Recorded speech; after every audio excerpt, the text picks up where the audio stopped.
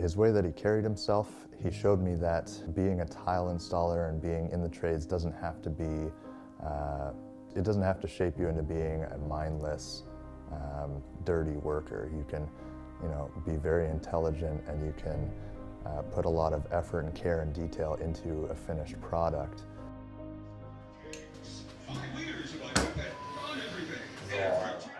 As soon as I started the company, actually a little before, when I was just doing things for friends and family, I just started posting pictures of everything, so the process involved and the finished product, and I realized that people cared more about the process.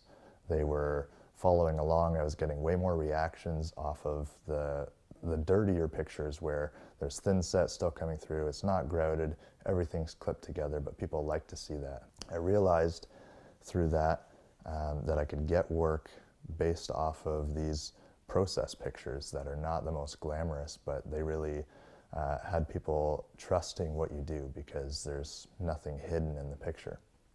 So when I realized that, and I realized the usefulness of being able to tag locations in Instagram posts. For example, we did a commercial job in Guelph. I had never worked in Guelph before, and the following day after I posted a picture tagging Guelph, I got 2 calls for 2 different backsplashes within 5 minutes of our job in Guelph, and we got both of the jobs. Because people are looking up hashtags, and the algorithm of Instagram is going to bring up pictures that are closer to them when they occur. So just through this free algorithm that they've created, it's bringing me work that I've never advertised to those people specifically, and I've never paid for any sponsored pictures. It's just all free postings that are bringing me income.